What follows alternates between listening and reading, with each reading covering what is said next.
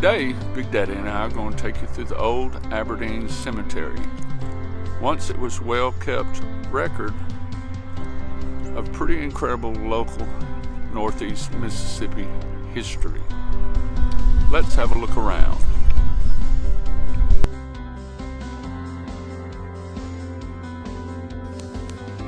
As you come through the front gate of the cemetery, you turn to your left and you find what is, for me, one of the more touching displays in the whole cemetery. I know nothing about the Coburns other than they lost 7 children during infancy. The old Aberdeen Cemetery was started as a private cemetery of Osborne D. Herndon. The first known burial was in 1838, a guy named Abel Pearson. You'll meet he and Mr. Herndon in just a few minutes. Private cemeteries were common back then, but we know that the city of Aberdeen was selling grave lots for $5 in 1845.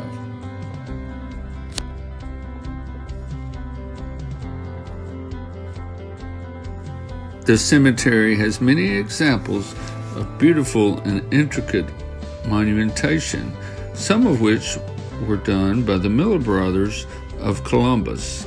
Their work is said to rival that of skilled Italian artisans.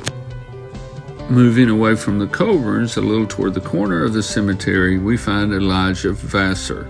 He was a veteran of the War of 1812. Next, we meet William McCord Keyes. By the age of 18, Mr. Keyes had completed the study of law and spoke 6 languages. William Keyes served 18 months as a company captain in the Mexican War.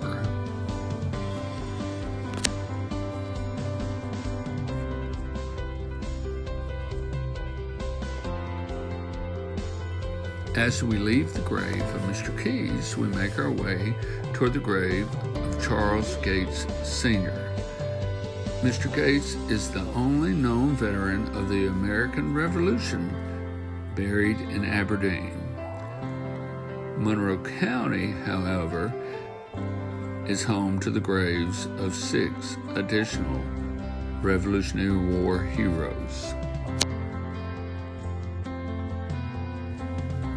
Next, we make our way to the grave of Dr. George Hurd. One of the interesting things about this monument, you'll find Dr. Hurd's likeness copied from his death mask.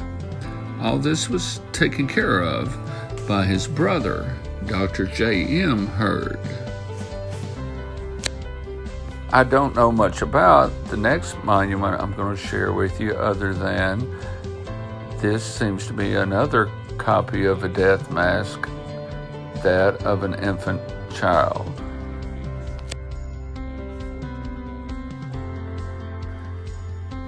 Aberdeen has been home to many newspapers throughout its history. John M. Stewart was a partner in a local newspaper, the Monroe Democrat. Mr. Stewart was also a politician. He was an early mayor of Aberdeen. Monroe County, Mississippi has been blessed throughout the years with lots of industry. Anderson Gullett was a partner in the Gullett Gin Factory, an early Aberdeen industry. This is the guy I was mentioning earlier, the grave of Abel Pearson. Mr. Pearson is the earliest known burial in the cemetery. As we leave Mr. Pearson's grave, we turn to the grave of Robert Smith. Robert Smith was probably the second burial in the cemetery. He might have even been the same Robert Smith who was a partner in the new Aberdeen Association. George Dobson was a free man of color.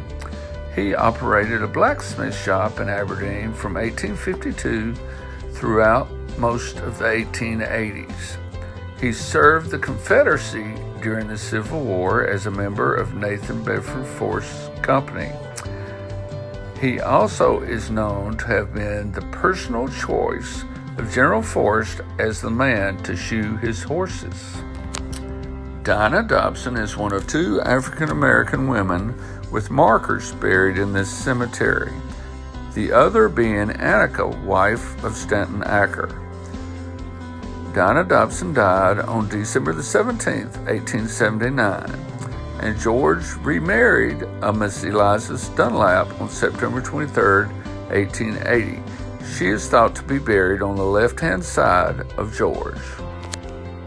Osborne D. Herndon owned the south half of this block and is thought to have lived around here with his family until his death from typhoid fever in 1839. He was 29 years old.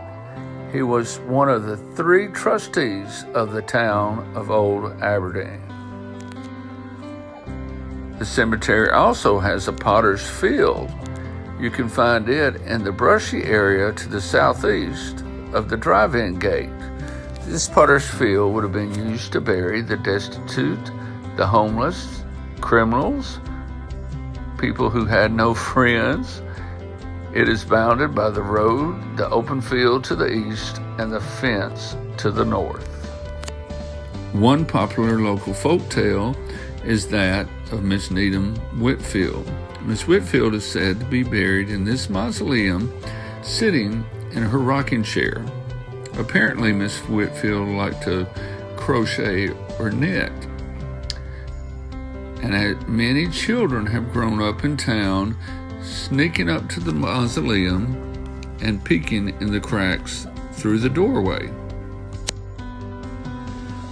The Whitfields came to Aberdeen in 1836 and purchased over 6,000 acres of land on the west side of the Tom Bigby. Mr. Whitfield even had his own steamboat landing on the river just a mile below Aberdeen. They built their home on the end of what was then Chestnut Street in 1844. Also around the mausoleum, you should have noticed an ornate cast iron fence. This fence is in disrepair, but it has lambs resting under weeping willow trees. As we look around, you'll notice the Confederate dead. There are 90 unknown headstones that the Robert E. Lee chapter of the United Daughters of the Confederacy installed in 1908. An exception to the unknown stones is that of Mr. Roth. He died in 1914 at 84 years old.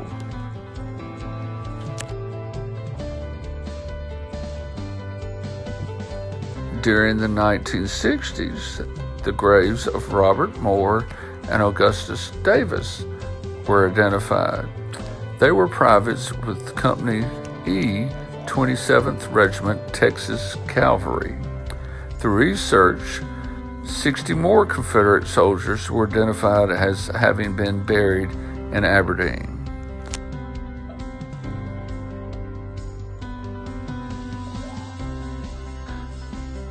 The entire original old cemetery is not enclosed by the fence that surrounds the present day one. There are about 950 military graves in the immediate area of the Civil War dead wrought iron fence, with other graves extending out in various directions. It is even thought that there could be as many as 6,000 Civil War graves in the area of the old cemetery. Soldiers in need of hospital care were brought to Aberdeen during the entire Civil War, and there were private hospitals available, especially after the Battle of Corinth. A military tent hospital was set up on Poplar Street at Commerce Street. The Ladies Memorial Association was formed in 1868 to conduct Memorial Day services and to raise funds for a Confederate monument and to assist soldiers and their families. They were joined in their efforts by the DAR in 1897, and the statues you see before you was unveiled on December the 1st, 1900. The statue used to sit at the intersection of Commerce and Hickory Streets, but was determined to be a traffic hazard, and it was moved in 1960 to the old National Guard Armory in town. Later, on October 1995, the National Guard and the city of Aberdeen cooperated to move the monument to the place where it stands today. As we finish looking at the old Confederate monument, I want to thank you for coming with Big Daddy and I as we conclude the first part of our tour of the historic old Aberdeen Cemetery. Continue with us for part 2 as we have many more interesting and intricate gravestones to show you.